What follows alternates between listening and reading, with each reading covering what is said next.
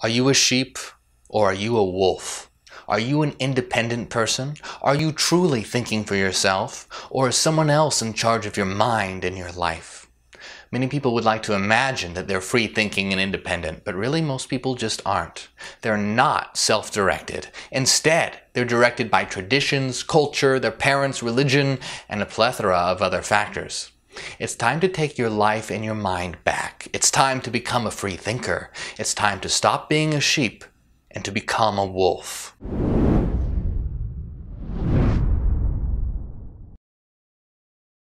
The rich rulers of this world, the manufacturers of culture, hate for you to be free thinking, because if you're free thinking, then you're no longer easy to control. So they use a variety of psychological techniques to keep you a mental prisoner. They create celebrity culture, religion, and a variety of social institutions to make sure that you're always guided by someone else, something else, anything else, other than yourself. This is what it means to be a sheep. A sheep doesn't think for itself or go in its own direction. It always follows the shepherd along with the rest of the herd. On the other hand, we use the symbol of the wolf to represent autonomy. To be a wolf, to be autonomous, means to be self-directed. It's to be guided by your own internal patterns instead of the patterns instilled in you by others, your culture, and your environment in general. You've probably heard of the term lone wolf. The wolf symbolizes independence. A wolf is a powerful will that forges its own path in life. Strong and independent individuals are often hated, despised, and rejected by society. But a wolf doesn't care. A wolf is not concerned by the opinions of the sheep. But even though a wolf can work well on its own and be completely self-sufficient, it is continuously looking for a pack, a group, a community of other wolves. A wolf is a social creature, and it's looking for other autonomous wolves to unite with. A wolf on its own will struggle for survival, but when it finds its pack, it will work and cooperate with them to form a strong community. Wolves form lifelong bonds. They nurture and they care for each other as individuals. A wolf will never be part of the herd. The herd are brain-dead sheep that mindlessly follow the shepherd. But a wolf is constantly looking for other wolves, its pack, to form a community of strong, independent wills that care and look out for one another. What this means is that you can be an independent, strong-willed, free-thinking individual while still being part of a supportive community. A community of free thinkers helping each other to grow, forming lifelong friendships, and building each other up. Wolves are a community of collaborators. This is the complete opposite of a herd of weak sheep that never have an independent thought of their own and always do what the shepherd tells them.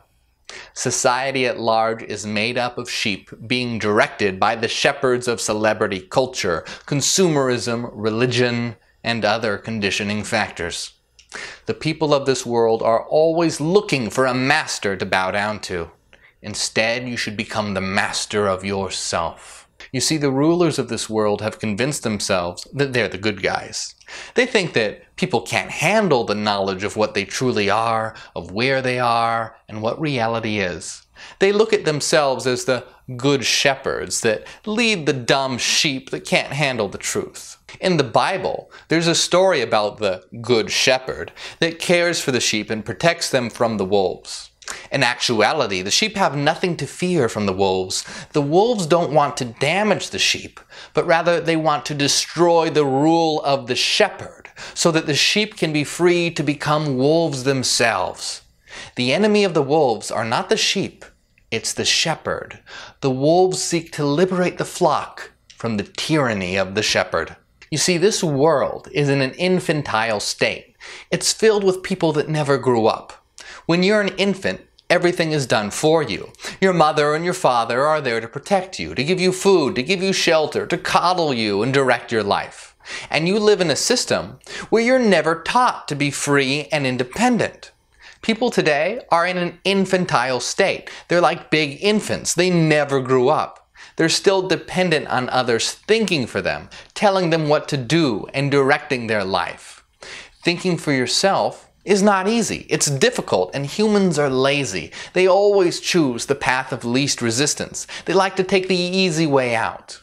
And because thinking for yourself is difficult, whether they consciously realize it or not, they prefer to have someone do the thinking for them. If you have someone else thinking for you, you don't have to think for yourself, and it's so much easier if you don't have to make choices or decisions.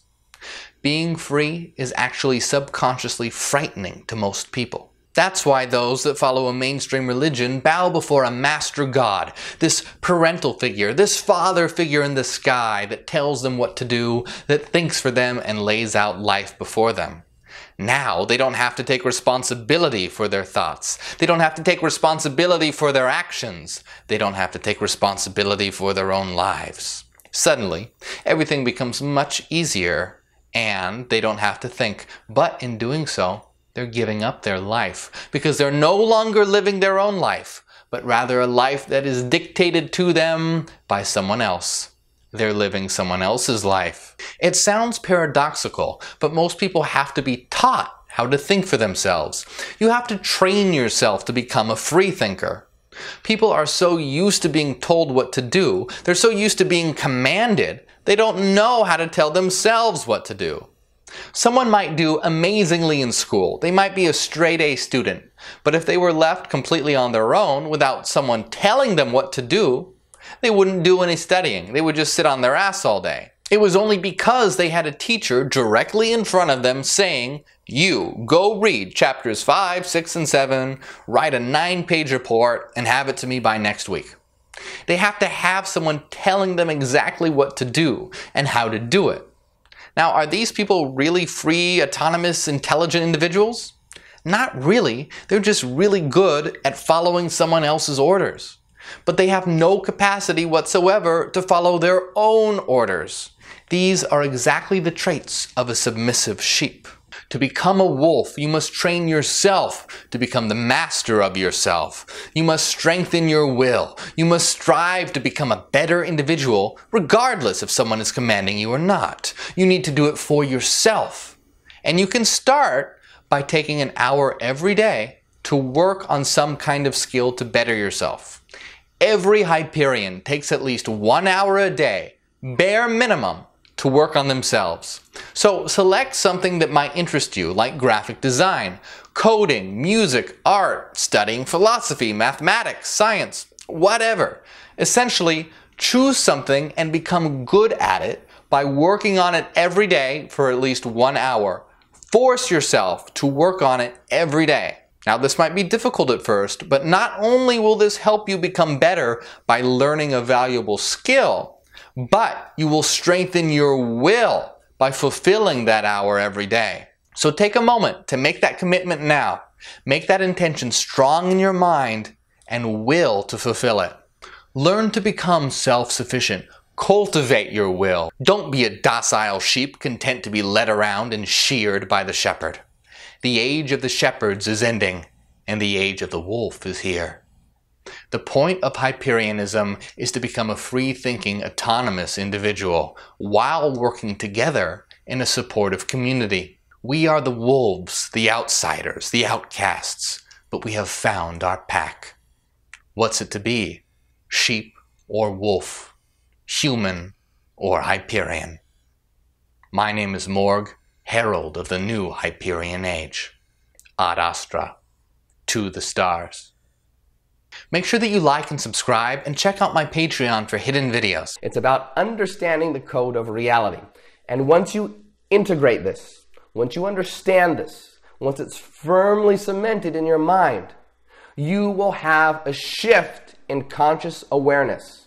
You will not perceive reality in the same way. If you enjoy my work, then consider supporting us on Patreon. Without you, making these videos wouldn't be possible. And I'd like to give a big thank you to everyone on Patreon as we work together to create a healthy new community.